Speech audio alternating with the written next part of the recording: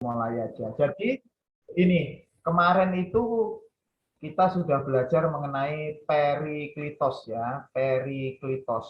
Nah, periklitos itu adalah satu-satunya jalan masuk bagi teman-teman kita yang muslim untuk menyatakan bahwa memang ada nama Muhammad di dalam Injil.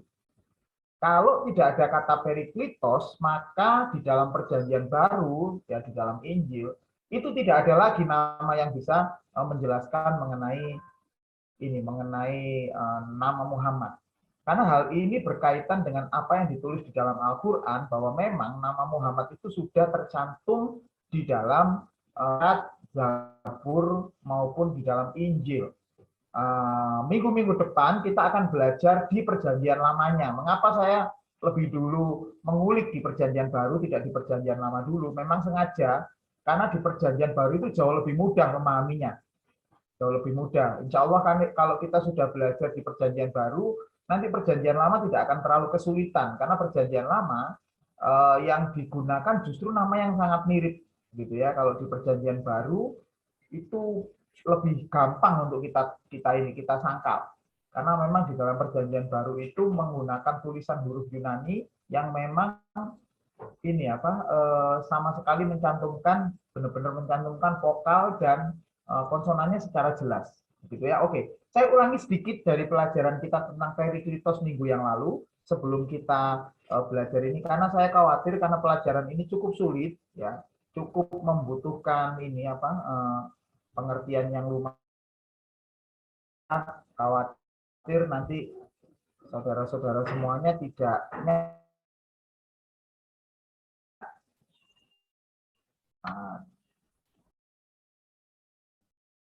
ambil filenya dulu.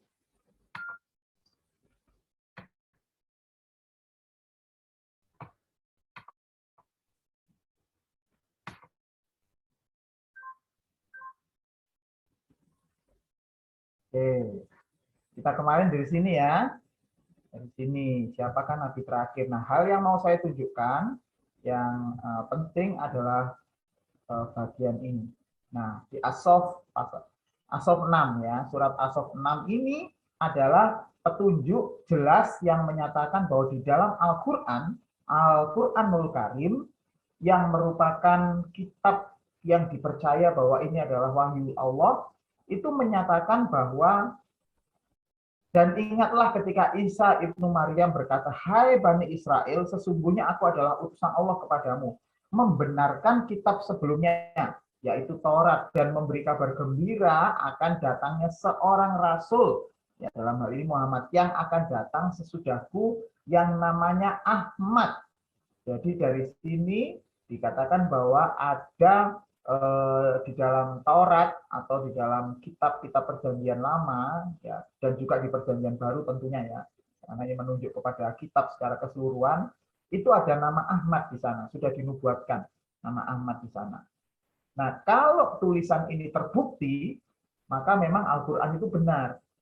Tapi masalahnya kalau tulisan ini tidak terbukti, maka bisa dikatakan Al-Quran ini, tulisan ini salah. Pertanyaannya adalah kalau itu salah, masa Allah itu salah, bisa salah mewahyukan sebuah surat, sebuah ayat yang salah gitu. Tapi kemarin kita sudah menjawab ya, sudah muncul bahwa ya kata Muhammad itu tidak sama sekali tidak terdapat di dalam perjanjian baru. Nah, satu-satunya yang menunjuk yang mirip ada kata Muhammad adalah kata periklitos. Masalahnya periklitos itu ada nggak di dalam perjanjian baru? Karena periklitos itu artinya penghibur, artinya adalah penghibur gitu ya. Penghibur nanti kita lihat. Dan itu dikaitkan dengan Muhammad gitu. Kalau ternyata ini ada, kata ini ada, ya, jikalau penghibur yang akan kuutus dari Bapa itu datang, yaitu roh kebenaran yang keluar dari Bapa, ia akan bersaksi tentang aku. Khotan LT Ho Parakletos. Nah, dia dikatakan surat ini menyatakan dengan jelas bahwa ini akan diutus oleh Bapa. Nah, ini berdasarkan dari tulisan dari si Ibnu Ishaq, ya, dari Sirah Nabawiyah di Yunus 15 ayat yang ke-6 dikatakan di situ, maka apabila datang al-munhamana yang akan diutus Allah. Nah, ini ada, berarti ini cocok nih sama 15 ayat yang ke-6. Padahal Parakletos di sini bicara tentang roh, ya. Dan ini hendak dihilangkan oleh kata si Sirah Nabawiyah itu tadi, ya. Nah, terakhir kemarin kita belajar mengenai Menachem, ya, Menachem. Ya, saya mau langsung merujuk ke sini, ya. Menurut kitab Talmud dikatakan bahwa Menachem itu adalah Raja Mesias, ya, karena kata Menachem, istilah Menachem itu berasal dari Perjanjian Lama yang artinya kata Mesias. Sementara menurut teman-teman kita Islam, kata Menachem itu jelas-jelas bunyinya hampir sama dengan kata Muhammad. Jadi itu menunjuk kepada kata Muhammad. Nah, sekarang kita akan belajar siapa Menachem itu sebenarnya. Ya, siapakah Menachema itu sebenarnya? Apakah dia menunjuk kepada Muhammad atau tidak? Kalau ternyata hari ini kita bisa membuktikan bahwa Menachema itu menunjuk kepada Muhammad atau ada sedikit saja pijakan yang menyatakan bahwa Menachema itu menunjuk kepada Nabi Muhammad, maka memang benar bahwa tulisan yang ada di dalam Perjanjian Baru itu bukan Parakletos, melainkan Periklitos. Itu. Oke, lanjut ya. Kita langsung lanjut. Untuk kita bisa melihat kata Menachema itu menunjuk kepada siapa, Menachem atau Menachema itu menunjuk kepada siapa, kita harus melihat tulisan-tulisan di dalam Perjanjian Lama. Ya, ini adalah Ratapan 1 ayat yang ke-16 yang merupakan tulisan yang ada kata Menachema. Al-eleh anibokiyah eni. Ada ini apa pemisahnya karena ada dua kata yang sama ya. Ini eni. Eni yordah mayim kirahab mimemi Menachem mesif nafsi hayubanai somenim kigabar oyet. Ada S-nya di sini ya. Ini artinya adalah pemisah dengan kata berikutnya, dengan kalimat berikutnya, gitu ya. Nah, artinya adalah karena inilah aku menangis, mataku mencucurkan air, karena jauh daripadaku penghibur yang dapat menyegarkan jiwaku. Bingunglah anak-anakku karena terlampau kuat sisa teru. Mungkin kita agak susah ya mengartikan ayat ini, karena kitab Ratapan ini adalah bagian dari Alkitab Perjanjian Lama yang berbentuk puisi. Jadi kalau kita tahu ya, di dalam Perjanjian Lama itu dibagi menjadi 3 bentuk. Ya, dibagi menjadi 3 bentuk. Ada Pentateuch atau Torah, yaitu 5 kitab Taurat Musa yang pertama. Ada Nevi'im, yaitu kitab nabi-nabi, dan ada Ketuvim atau kitab tulisan-tulisan. Jadi di dalam Perjanjian Lama dibagi menjadi 3. Torah, Nevi'im, Ketuvim. Itulah sebabnya orang-orang Ibrani atau orang-orang Israel sampai sekarang menyebut Perjanjian Lama itu dengan kata Tanakh, yang merupakan singkatan dari Torah, Nevi'im, dan Ketuvim. Nah, kitab Torah dipelajari sebagai hukum, sebagai syariah bagi orang-orang Yahudi. Di sana terdapat hukum-hukum yang jumlahnya 613 hukum yang kemudian dikompilasi menjadi Talmud, ya. Jadi dalam bentuk buku Talmud, itu besar, bukunya tebal. Nah, sementara Nevi'im itu adalah kisah sejarah, kisah nabi-nabi. Nabi besar, ada nabi kecil. Nabi besar itu seperti kitab-kitabnya Samuel, kitab nabi-nabi. Kemudian nabi kecil, contoh kitab Ezra, kitab Nehemia, itu termasuk nabi-nabi kecil. Begitu. Nah, sementara Ketuvim atau tulisan-tulisan ini, seperti contohnya Amsal, Mazmur, itu Ketuvim karena isinya adalah tulisan-tulisan, puisi-puisi yang biasanya dibacakan di dalam doa-doa atau halakha, doa-doanya orang-orang Israel.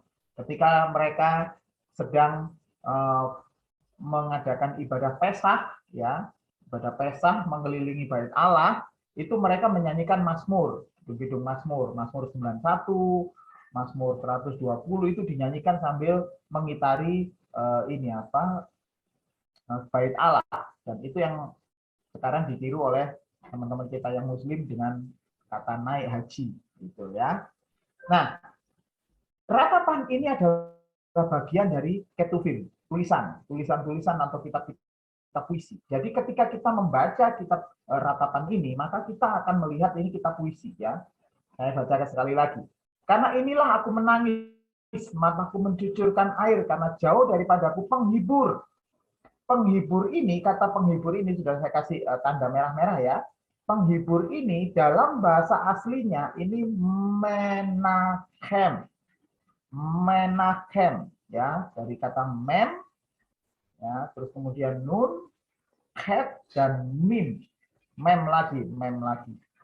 Sorry, bukan mim. Saya keliru dengan bahasa Arab. Kalau bahasa Arab mim. Mem ya, ini mem kalau huruf terakhir mem menggunakan huruf seperti ini, kalau jadi huruf awal atau huruf tengah menggunakan seperti ini, tapi kalau dari huruf akhir menggunakan seperti ini ya, yang di belakang itu bacanya menachem.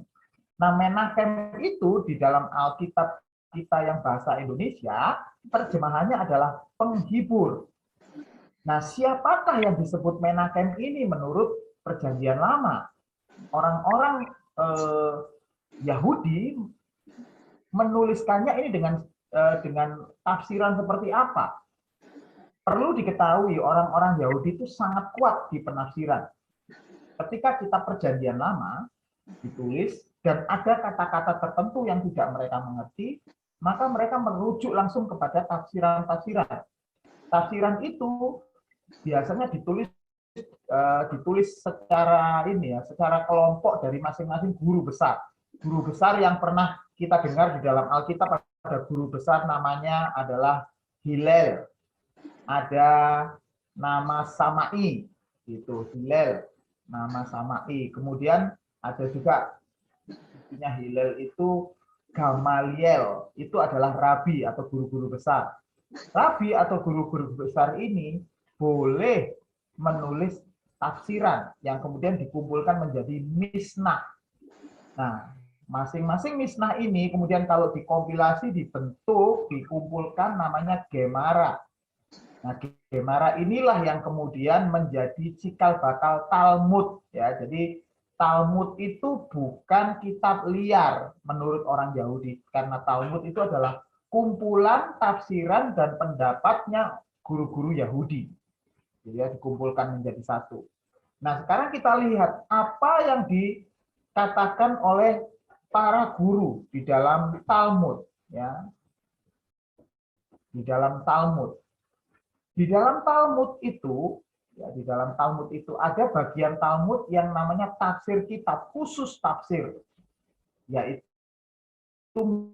Midras ini adalah tafsir Alkitab PL di luar pengajaran agama, hukum, atau moral. Jadi dia terpisah dengan pengajaran. Jadi dia langsung menafsirkan itu sendiri.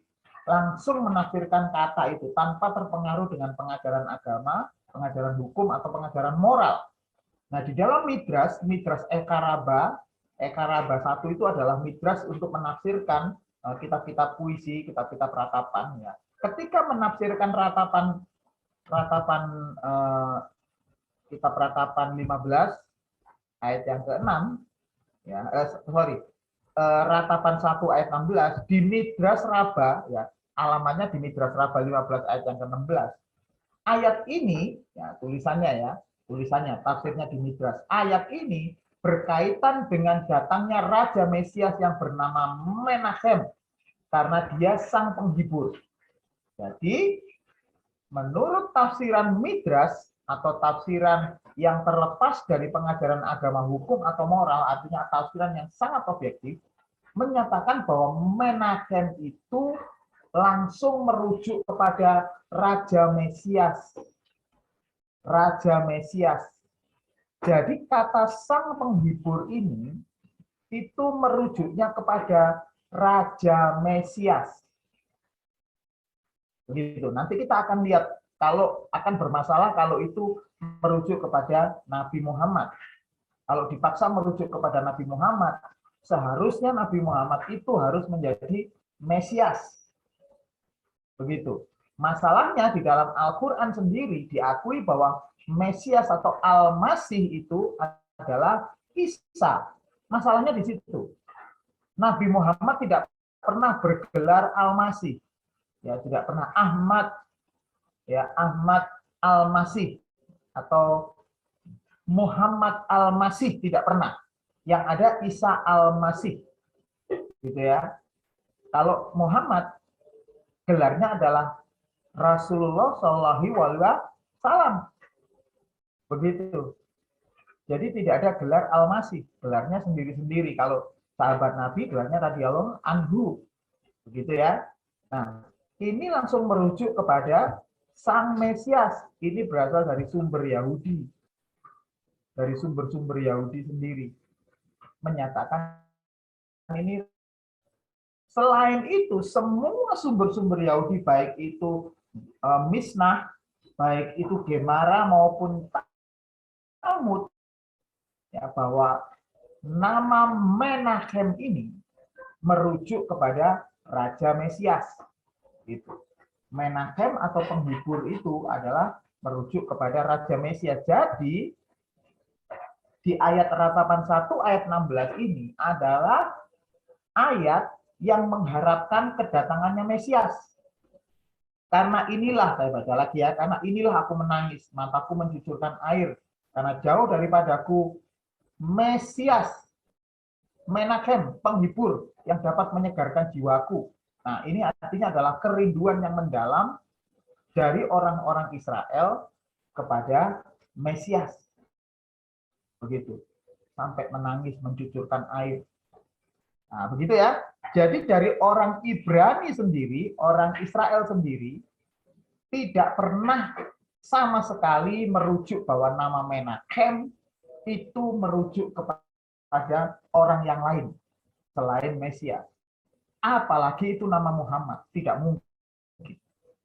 Karena bagi orang Yahudi, Nabi Muhammad bukanlah Mesias.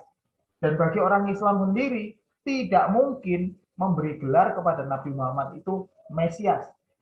Tetapi sekali lagi, saya mau jelaskan kepada saudara-saudara semuanya, kalau di dalam Islam itu merujuk kepada nama Menachem, itu hanya usaha untuk mencari penjelasan bahwa di dalam Alkitab itu ada kata Muhammad.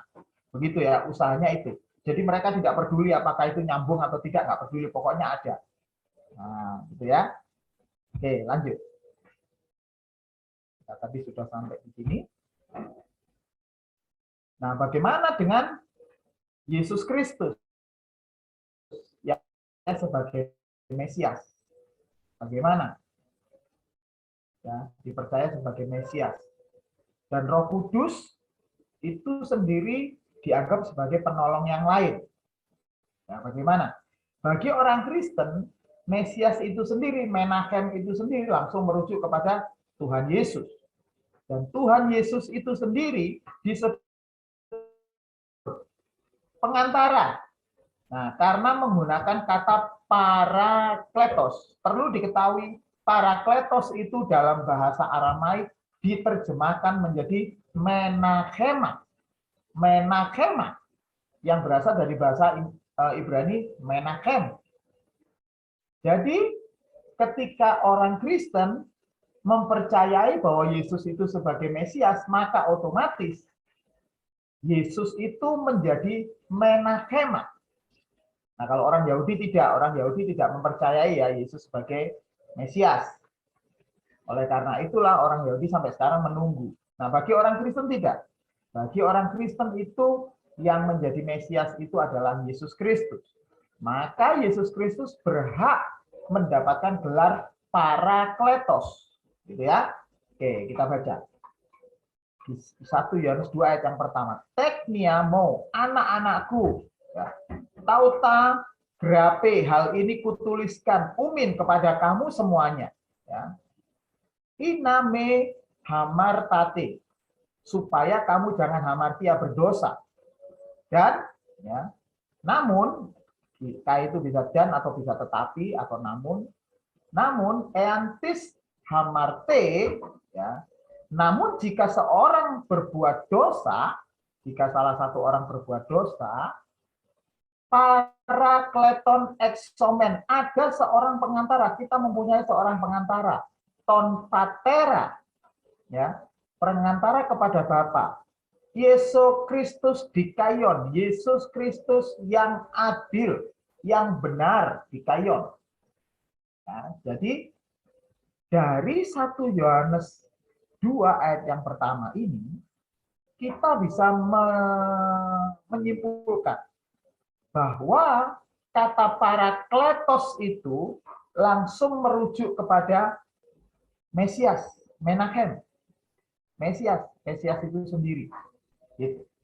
Nah, mari kita coba bandingkan dengan Yohanes 14 ayat yang ke-16 dan 17. Dan ayat ini begitu fenomenal karena dari ayat Yohanes 14 ayat 16 dan 17 inilah teman-teman kita yang muslim yang menyatakan bahwa ini adalah nama, ini merujuk kepada Nabi Muhammad.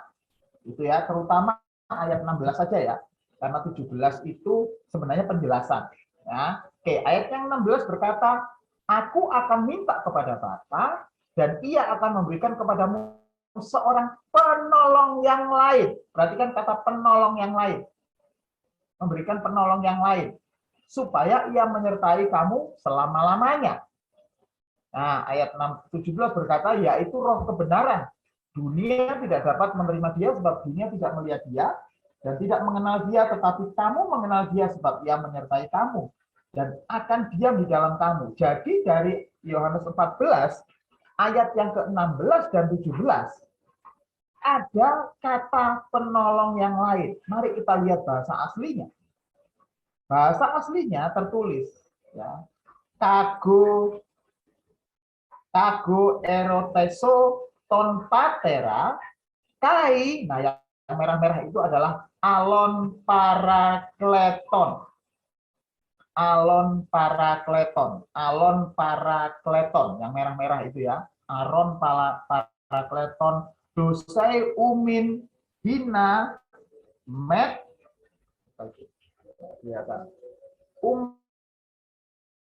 noi Iona he, ya. Nah, kata alon parakleton itu diterjemahkan di dalam Alkitab LAI bahasa Indonesia adalah penolong yang lain. Yang pertama tadi di 1 Yohanes 2 ayat yang pertama, parakleton itu diberikan kepada Yesus. Sementara di ya, alon parakleton diberikan kepada Roh Kudus. Artinya, dari sini saja kita sudah bisa menyimpulkan. Yohanes sendiri menyamakan pribadi Yesus dengan pribadi Roh Kudus. Cuma, di Roh Kudus itu menggunakan kata alon atau yang lain. Ada penolong yang lain, dan ini unik sekali. Ini luar biasanya Alkitab kita. Luar biasanya Alkitab kita. Sebenarnya, ada kata yang lain. Ada kata yang biasanya digunakan untuk kata yang lain selain alon, ya.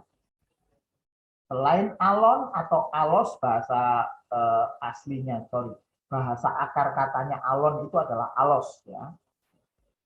Alon, alon atau alos itu menunjukkan makna another, the same kind, atau yang lain, tapi jenisnya sama, berasal dari jenis yang sama, dari hal yang sama.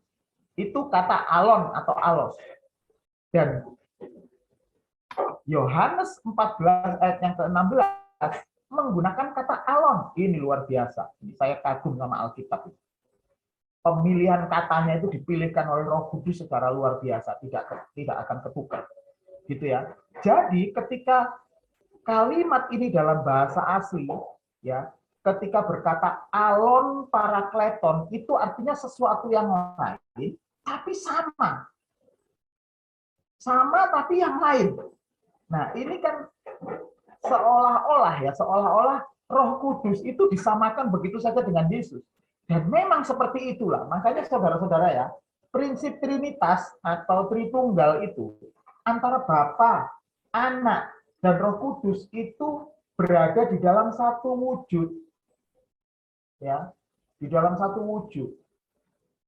Kalau Roh Kudus dan Yesus sebagai putra itu beda, ya, itu beda, benar-benar beda, maka tidak digunakan kata alon, tetapi menggunakan kata uteros. Ya, uteros. Ini. Kata Yunani yang lain ketika menyatakan ada kata lain, ada juga satu kata namanya uteros. Kenapa tidak digunakan kata uteros? Kalau menggunakan kata uteros itu berarti another different kind. Jadi sesuatu yang lain tapi berbeda. Jadi artinya dari sini saudara ya, kekristenan itu bukan tritheis, bukan menganut tiga Tuhan, tidak. Sama sekali tidak. Jadi dari sini kita tahu mengapa Roh Kudus itu dianggap sebagai pribadi Allah juga di dalam Tritunggal. Karena memang kata-kata yang tertulis di sana itu menunjukkan demikian, gitu. Termasuk pemilihan kata alon ini. Saya juga cukup kagum ya, bagaimana mungkin si penulis Yohanes ini begitu telitinya. Sampai untuk kata yang lain dia tidak menggunakan kata uteros, tetapi menggunakan kata alos atau alon, gitu ya. Jadi sesuatu yang sama, ya sesuatu yang lain tapi berasal dari hakikat yang sama. Itu Tritunggal. Nanti satu saat kita mesti belajar lagi Tritunggal karena saya tahu, ya saya ngerti saudara-saudara sudah lupa semuanya penjelasan Tritunggal beberapa saat yang lalu. Ayo lali ya. Karena enak ngrungokno Ustaz dongeng iki sampai lali ya kiri. Opo ya gak ngerti ini dibongkar lagi apa ya ininya? Lali ya Ustaz gitu. Nah, jadi saudara, menurut perjanjian lama bahwa Raja Mesias itu juga akan diberi kekuatan oleh Roh Tuhan. Nah, ini menarik. Bagi orang-orang perjanjian lama dari kacamata perjanjian lama, Mesias itu nanti bukan menggunakan kekuatan dia sendiri, tetapi menggunakan Roh Tuhan. Coba, masih ingat Yesus ketika pertama kali membaca Alkitab di rumah Tuhan, umur 30 gitu ya, diizinkan membaca Alkitab. Dan Roh Kudus menuntun dengan kuat ketika pada saat itu Tuhan Yesus berkata, Roh Tuhan ada padaku. Itu merupakan penegasan bahwa Yesus itu Mesias. Nah, yang dia baca nggak kebetulan tuh baca. Roh Tuhan ada padaku. Jadi yang disebut Mesias nanti, orang yang berhak menyandang Mesias itu ada Roh Tuhan di dalamnya. Gitu. Itu berasal dari mana kebenarannya? Oh ada, nggak ngawur, ada. Di sini. Yesaya 11 ayat 1 sampai ayat yang kedua. Ya, Yesaya 11 ayat 1 sampai ayat yang kedua. Wuyatsa hoter mige esa yisai wuneker misosorai yipre. Ya. Nah, ini aja langsung saya bacakan aja, kelamaan kalau baca Yunaninya. Ini adalah Yesaya 11 ayat 1 sampai 2 ini adalah ayat yang setiap orang Yahudi tahu bahwa ini adalah ayat untuk mengidentifikasi Mesias itu nanti. Ya. Semua orang-orang Yahudi, orang-orang Yudaisme menggunakan Yesaya 1, Yesaya 11 ayat 1. Suatu tunas akan keluar dari tunggul Isai. Harus berasal dari keturunan Isai, Mesias itu nanti. Dari Raja Daud. Tunas yang keluar dari tunggul Isai itu artinya adalah Daud. Ya, Isai itu kan ayahnya Daud. Ya. Dan Taruk akan tumbuh dari pangkalnya dan berbuah. Gitu. Ayat yang kedua berkata, Roh Tuhan akan ada padanya. Roh hikmat dan pengertian, roh nasihat dan keperkasaan, roh pengenalan dan takut akan Tuhan. Oh, luar biasa. Jadi, ketika Tuhan Yesus berkata atau membaca bagian di dalam Taurat yang berkata, Roh Tuhan ada padaku sebab Ia telah mengurapi aku, itu sebenarnya sudah langsung mengkonfirmasi bahwa Yesus itu adalah Mesias. Tapi sekali lagi ya, orang Yahudi nggak percaya. Orang Yahudi nggak percaya bahwa Roh Tuhan ada pada Tuhan Yesus Kristus. Jadi antara Yesus dan Roh Kudus tidak bisa dipisahkan. Karena memang di dalam diri Mesias itu harus ada kemanusiaan dan harus ada Tuhannya. Ada unsur Tuhannya.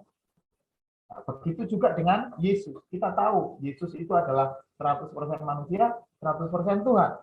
Gitu ya. Lanjut. Nah, sekarang yang jadi pertanyaan adalah, apakah menakema itu Muhammad? Kalau sudah seperti ini, apakah menakema itu Muhammad? Ya jelas kita ngomong tidak. Coba kalau kita lihat nih dari sini. Kalau tetap ngotot menakema itu adalah Muhammad, coba kita masukkan di ayat ini ya. Kita masukkan di ayat ini. Nah, ini ada kata parakleton, ya, parakleton. Oke, 1 Yohanes 2 ayat yang pertama. Saya masukkan begitu saja ya. Anak-anakku, hal-hal ini kutuliskan kepada kamu supaya kamu jangan berbuat dosa. Namun, jika seseorang berbuat dosa, kita mempunyai seorang Muhammad pada Bapa, yaitu Yesus Kristus. Kan jadi aneh kalau kita tetap memaksakan bahwa Parakletos itu adalah Muhammad. Kata Parakletos salah gitu. Harusnya Perikletos Muhammad. Baik, kita turuti saja coba. Itu kan masih kita bodoh-bodohan gitu ya. Maka akan membingungkan bagaimana di dalam satu ayat 1 Yohanes 2 ayat yang pertama ini ada seorang Muhammad. Ada seorang Parakletos. Jadi ada 2 nama di sini. Jadi ini bukan kata Parakletos itu sama sekali bukan merujuk kepada nama manusia. Gitu. Karena itu merujuk kepada kata sifat sebenarnya ya. Seorang pengantara gitu ya. Seorang pengantara pada Bapa yaitu Kristus. Tapi lebih aneh lagi kalau masuk yang kedua ayat yang Yohanes 14 ayat yang ke-6. Mari kita coba lagi ya. Aku akan minta kepada Bapa dan ia akan memberikan kepadamu seorang Muhammad yang lain. Tambah aneh lagi. Muhammad yang lain, supaya ia menyertai kamu selama-lamanya. Emang ada berapa Muhammad? Makanya kalau kita paksakan, menggunakan logika berpikir Islam pun tidak masuk. Ini sama sekali tidak masuk. Apalagi kita sudah membuktikan kemarin bahwa kata Parakletos itu tidak merujuk sama sekali kepada nama Muhammad. Walaupun di kitab-kitab kuno orang Islam itu menyatakan demikian. Bentar ya, saya cari lagi ya. Nih ya, yang kemarin nggak ikut. Ya. Ini dari Sirah Nabawiyah loh, nggak main-main. Ini kitab Sirah Nabawiyah itu kitab yang sangat otoritatif bagi orang-orang Islam. Setiap orang Islam itu harus pernah membaca paling tidak sekali Sirah Nabawiyah. Ini Sirah Nabawiyah. Ya, harus pernah sekali paling tidak. Karena Sirah Nabawiyah itu bercerita mengenai riwayat Nabi Muhammad. Kita tidak akan pernah tahu Nabi Muhammad itu lahirnya kapan, tanahnya siapa, keluarganya apa, cerita-cerita yang melatar belakangi kelahirannya bagaimana, sebelum kita membaca Sirah Nabawiyah. Dan Sirah Nabawiyah menyatakan bahwa di dalam Alkitab, di dalam Injil, itu ada nama kata Muhammad, yaitu Baraklitus. Baraklitus. Ada kata Baraklitus, kemarin kita sudah belajar ya. Dan ternyata ketika kita bongkar, nggak ada kata itu. Nggak ada. Baraklitus itu gini. Baraklitus itu bahasa Yunani adalah Periklitos. Ya, bukan Parakletos, tapi Periklitos. Dan sama sekali di Alkitab kita yang tulisan asli ya, Alkitab kalau Alkitab aslinya sudah nggak ada, tapi tulisan asli itu sama sekali tidak ada kata Periklitos. Ada juga Parakletos. Itu pun berarti adalah Mesias, diterapkan kepada Mesias. Nah, kalau diterapkan kepada Nabi, jadi aneh. Itu, ya kira-kira seperti itu ya. Jadi saudara-saudara, dengan demikian, ya, klaim yang tidak memiliki dasar adalah klaim yang mengaitkan antara menakema ini dengan Muhammad, atau menakema itu jadi Muhammad, artinya Muhammad. Di Surabaya ini ada seorang apologet Islam. Ya, dia ini dulu pernah masuk ke komunitas Ortodoks Syria gitu. Jadi dia dulu yang masuk ke komunitas Ortodoks Syria sebelum saya. Saya waktu itu masih nggak terlalu tertarik dengan ilmu-ilmu teologi ya gitu. Masih ngeband gitu. Masih sama kayak teman-teman ini suka band-bandan. Jadi lebih suka ngulik chord daripada ngulik bahasa Yunani gitu. Nah, ketika dia masuk ternyata dia hanya berpura-pura. Karena setelah itu dia keluar, keluar dari komunitas Kristen Ortodoks Syria, dan kemudian dia menjual kemampuannya berbahasa Ibrani, berbahasa Yunani di kalangan Muslim. Akhirnya dia dihargai begitu luar biasa karena satu-satunya orang Muslim yang bisa berbahasa Ibrani ya, yang lancar berbahasa Ibrani. Kemudian dia disekolahkan di Maroko dan lain-lain, dan kemudian kembali ke Surabaya dan menjadi dosen di salah satu universitas negeri di Surabaya. Nah, masalahnya adalah orang ini suka menyerang kekristenan. Gitu. Karena dia dulu bekas orang yang pernah masuk Kristen, maka dia juga menggunakan dokumen-dokumen kuno. Masalahnya dia tidak jujur. Boleh-boleh saja menggunakan dokumen kuno, tapi ya yang jujur. Jangan mengambil sesuatu yang menguntungkan dia, sementara dia ada bagian di situ, di buku itu dia tidak hiraukan. Gitu. Jadi dia cuma mencomot gitu aja, makanya bahayanya mencomot itu. Dia mencomot. Nah, salah satunya comotan dia adalah tentang Ismail. Gitu. Saya sudah jelaskan dulu ya, tapi kalau mau diulangi lagi boleh tentang Ismail dan Ishak. Gitu. Nah, itu salah satunya. Nah, dia ini namanya adalah, ya saya sebut nama jadi mau tidak mau, karena dia menggunakan nama ini. Namanya Muhammad Ali aslinya. Namanya aslinya Muhammad Ali, tapi untuk mengesankan bahwa dia adalah orang yang mengerti bahasa Ibrani, maka dia mengganti namanya menjadi Menachem Ali. Menachem Ali. Ya, semua orang tahu lah itu apologet kelompok Muslim yang pinter juga ya. Dia sudah S3 dan ini sedang, karena dia dosen di Universitas Negeri, dia sedang ngejar gelar profesor. Nah, gitu. Jadi dia menamakan dirinya Menachem Ali. Mengapa dia menggunakan kata unik itu? Di Islam kan tidak ada kata Menachem itu. Dia mau semata-mata ingin menunjukkan bahwa namanya Muhammad diganti Menachem itu nggak ada masalah, karena itu cuma sebutan aja begitu. Dan dia bawa kemana-mana kebenaran dalam tanda petik itu ya, kebenaran itu menurut dia dibawa kemana-mana. Sayang hari ini Pak Markus nggak datang ya, Markus Witviono itu nggak datang, biasanya dia datang. Itu teman baiknya Pak Menachem Ali. Nah, jadi klaim yang tidak memiliki dasar adalah klaim yang mengaitkan antara Menachem sama Muhammad. Mengapa? Oleh karena itu sejak kemarin kita sudah belajar baik secara etimologi, ya, ilmu bahasa maupun secara historis, kata Menachema ini yang dikaitkan dengan Muhammad adalah salah sama sekali. Satu-satunya yang merupakan hal yang kelihatannya benar adalah adanya kemiripan bunyi. Muhammad Menachem. Muhammad Menachem. Ya kayak ada mirip-miripnya lah gitu. Itu sama saja dengan memiripkan antara nama Cuk Norris dengan Cak Nur. Cuk Norris sudah meninggal ya. Cuk Norris dengan Cak Nur. Cuk Norris itu asalnya dari Surabaya. Teko Pelampitan, namanya Pelampitan ngono. Bisa jenenge Cak Nur.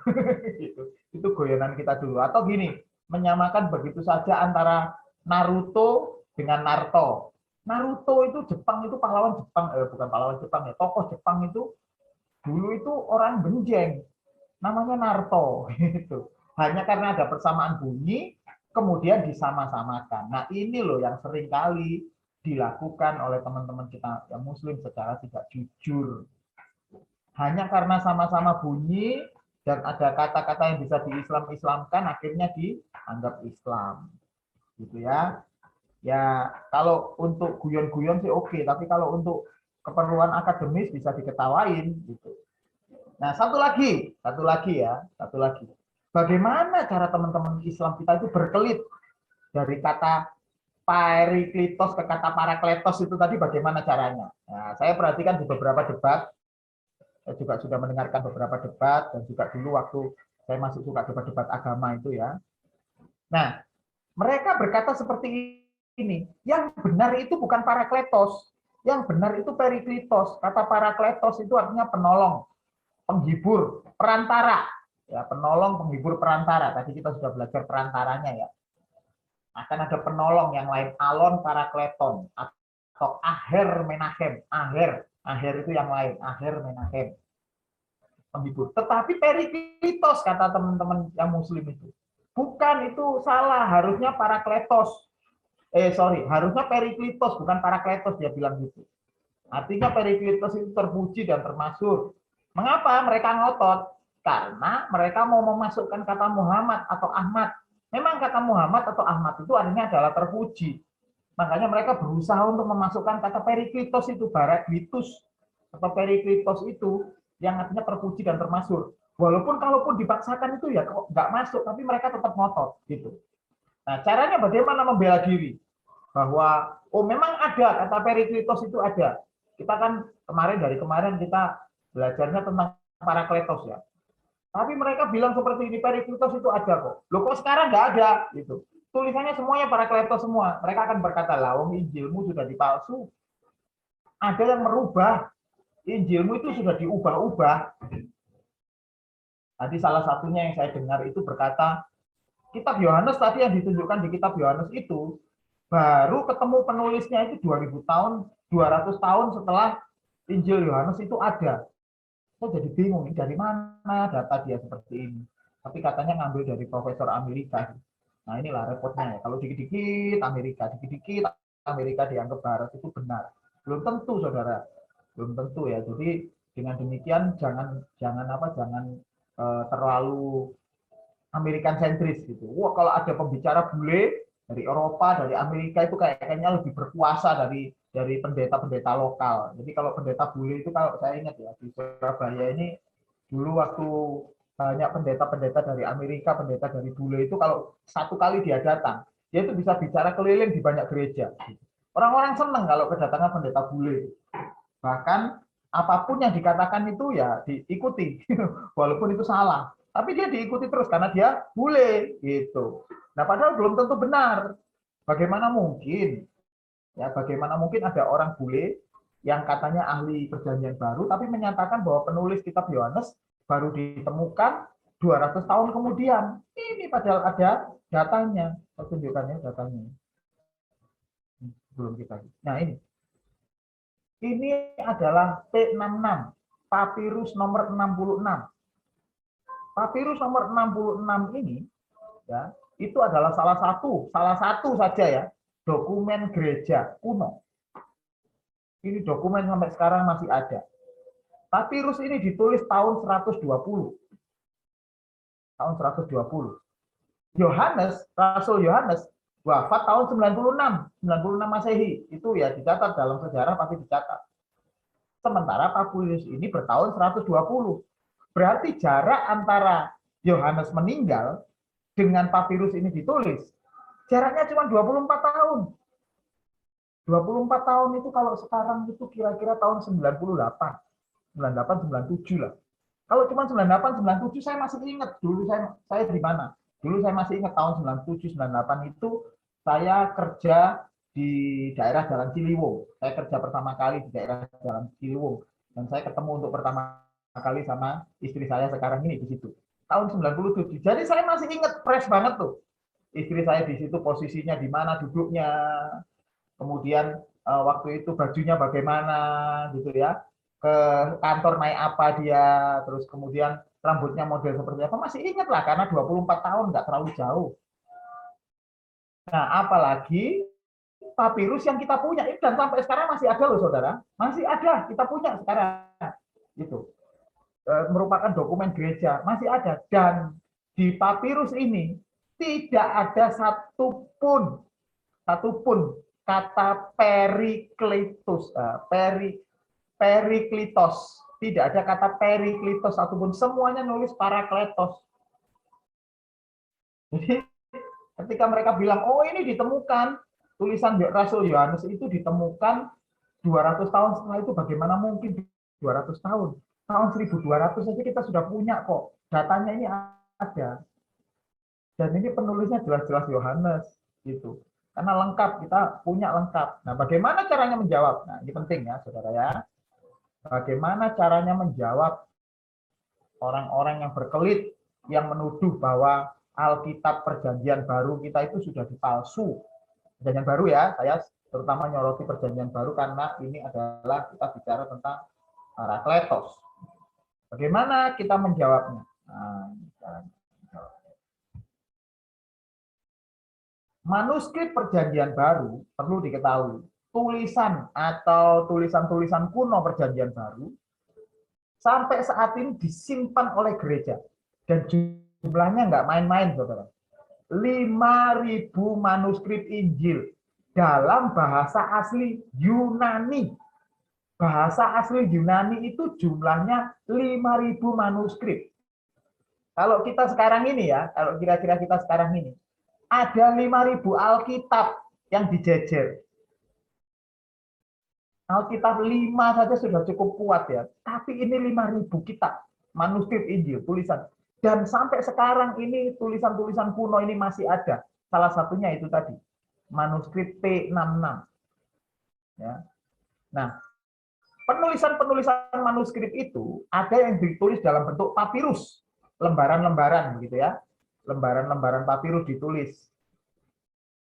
Itu ada juga yang berbentuk kodeks. Kodeks itu seperti buku yang dijilid jadi satu. Nah, di Perjanjian Baru, penulisan Alkitab itu tidak menggunakan gulungan kitab seperti Perjanjian Lama. Kalau Perjanjian Lama menggunakan gulungan kitab scroll, ya, yang menggunakan gulungan, dan ketika mereka membaca digelar gitu di depan mereka.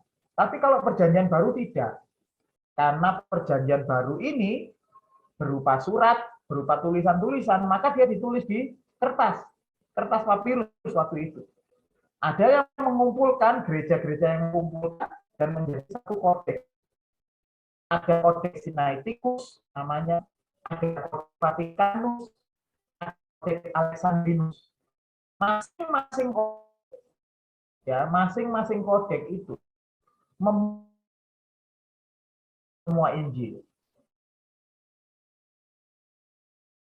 Dan semua ada satupun, tidak ada teks pun yang memiliki tulisan Periklitos, apa?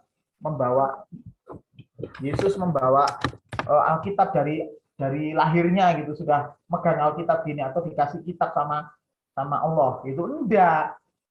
Bahkan Yesus sendiri itu tidak menulis sama sekali, yang menulis adalah murid-muridnya. Begitu ya, jadi nggak mungkin kalau ditanya aslinya ya sudah pasti tidak ada. Salinan-salinannya ada dan salinan-salinan itu mirip. Tetapi harus saya akui, nah ini harus saya akui di depan teman-teman ya supaya kita tidak hanya mengklaim, melakukan asal klaim. Harus diakui secara akademis bahwa memang ada varian atau beda-beda kata di dalam 5.000 manuskrip ini, bahasa Yunani ini, Injil bahasa Yunani. Ada perbedaan-perbedaan. Nah, itu memang ada ilmu tersendiri, namanya ilmu kritik teks, untuk melihat perbedaan-perbedaan masing teks. Tetapi, perbedaan-perbedaan itu bukanlah perbedaan-perbedaan yang perlu diperdebatkan, atau perbedaan-perbedaan yang cukup parah gitu. Bisa mempengaruhi doktrin, tidak. Itu hanya perbedaan penempatan kata, ya. Ada kata yang seharusnya ditempatkan di depan, tiba-tiba dia dipindah di belakang. Ada yang seperti itu. Ada juga penambahan kata. Contoh ya, namun tetapi sama namun saja gitu. Jadi ada dua kata, ada double yang artinya sebenarnya sama. Itu. Ada juga satu bagian yang katanya berbeda, kata-katanya berbeda. Ya kayak tadi itu alos sama huteros. Tapi alos sama huteros nggak ada ya. Itu salah satu contoh aja. Ada satu arti tapi ditulis macam-macam, beda-beda. Nah, terus bagaimana kita menanggapi hal itu? Sederhana. Yang harus kita lakukan adalah kita harus merujuk kepada teks yang paling tua. Nah, karena yang paling tua itu biasanya ya yang aslinya tulisannya kayak gitu. Tapi bagaimana kalau yang paling tua itu salah? Itu pun juga sederhana. Dari mana kita tahunya salah? Ingat ya, kita punya 5.000 manuskrip. 5.000. Dari 5.000 ini tentu dengan mudah kita bisa bandingkan mana manuskrip yang paling banyak mencatat tulisan itu. Tinggal kita merekonstruksi, dilogikakan. Ini tulisannya sengaja diubah atau tidak sengaja diubah, gitu. Itu ada ilmunya, namanya kritik teks tadi itu. Ya, tapi kita nggak belajar ke sana karena itu rada bulat. Ya, itu biarlah untuk orang-orang seperti saya yang belajar itu. Jadi Intinya bahwa varian-varian di dalam teks Alkitab itu tidak terlalu berpengaruh, tidak material. Kalau di ilmu ekonomi namanya material, tidak terlalu material, tidak terlalu perlu dipermasalahkan karena tidak mempengaruhi doktrin. Ya. Tetapi hal-hal yang kecil ini seringkali dipermasalahkan sama teman-teman kita yang muslim, dikejar kita itu. Contoh saja ya, kenapa di tulisan ini tidak ada kata Yesus, adanya cuman Kristus. Nah itu, Yesusnya kok hilang? Berarti bukan menunjuk kepada Yesus. Nah keliru lagi karena pada saat itu penulis Alkitab Perjanjian Baru itu ketika mereka percaya pada Yesus, mereka ya percaya bahwa Yesus itu Mesias gitu. Orang Perjanjian Baru pasti percaya. Kalau ada orang pengikut Kristus yang tidak percaya kalau dia Mesias, ya berarti dia bukan penganut agama Kristen atau bukan penganut Kristen waktu itu, gitu ya. Nah, mulai dari penulisan naskah dalam bentuk papirus dan sampai kode kita punya, dan satu pun tidak ada. Contoh manuskrip adalah P66. Nah, let's see ya. Mari kita lihat P66. Ini P66 tadi yang kita lihat. Ini tulisannya coba ya, kalau teman-teman bisa melihat ini. Coba lihat tulisannya. Yang pertama, tulisan ini tidak ada spasinya. Ya apa carane moco ini? Ini bacanya bukan dari kanan ke kiri ya, tidak seperti tulisan Ibrani, tapi dari kiri ke kanan, normal seperti biasa. Perjanjian Baru itu gitu. Ini nggak ada spasinya. Satu. Yang kedua, ini hurufnya besar semuanya. Ini yang disebut sebagai huruf Anshil. Tulisannya uncial, itu uncial. Huruf Anshil. Nah ini seperti ini. Tidak ada titiknya. Tidak ada komanya, tidak ada nomor pasal ayatnya, nggak ada. Jadi bisa dibayangkan waktu itu kalau nulis surat kan ya nggak mungkin dikasih nomor 16. Yohanes 10 ayat 10. Nggak mungkin. Jadi penamaan itu terakhir ya. Setelah Alkitab selesai di kanon, kemudian untuk mempermudah membacanya, maka diberikan alamat-alamat. Ya, diberikan alamat-alamat. Ini tulisan-tulisan ini. Jadi perlu diketahui ya. Jadi ini adalah contoh papirus atau tulisan Alkitab Perjanjian Baru kuno. Tulisan ini hurufnya tulisan Yunani Koine semuanya, ya, huruf besar dalam huruf besar semuanya. Ya. Belum tentu anak-anak STT yang diajari Yunani itu bisa baca ini, karena kan tidak jelas nih spasinya ada di mana, putus katanya di mana. Kemudian komanya ada enggak? Jadi nyambung gini terus. Makanya mengapa kalau membaca Alkitab itu jangan diambil sepotong ya. Sekali lagi saya tegaskan jangan diambil sepotong. Karena kalau kita ngambil sepotong, ya jelas nggak ngerti ininya apa maksudnya. Harus dibaca keseluruhan di sini. Paling nggak satu perikop. Oke, sebentar ya. Nah, pertanyaannya nanti menyusul saja. Lanjut. Slide terakhir. Slide terakhir, setelah itu kita akan masuk ke pertanyaan. Jadi kesimpulannya, kesamaan Menahema dengan Munhanmana, masih ingat ya Munhanmana kemarin? Saya ingatkan sekali lagi supaya apa? Supaya tidak kelewat ya. Munhanmana itu ini.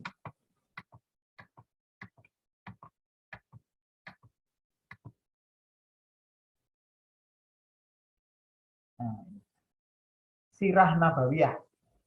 Dari kutipannya Sirah Nabawiyah atau bukunya Ibnu Ishaq, Ibnu Hisham. Itu menyatakan bahwa maka apabila datang Al-Munhanmana yang akan diutus Allah dari sisi Tuhan dan Roh Kudus yang keluar dari sisi Tuhan, maka ia akan memberikan kesaksian bagiku dan bagi kamu juga di hadapan kamu dan aku supaya tidak meragukannya. Kata Al-Munhanmana ini, Al-Munhanmana dalam bahasa Aramaik atau bahasa Suryani ini masih tulisannya si ini ya Ibnu Ishaq di Sirah Nabawiyah ya. Maksudnya Muhammad, dan dalam bahasa Yunani adalah Al-Baraklitus Shallallahu alaihi wasallam. Gitu. Ini tulisannya Sirah Nabawiyah. Ya, tulisannya Ibnu Ishaq dan Ibnu Hisham. Nah, tetapi kita sekarang sudah bisa menyimpulkan bahwa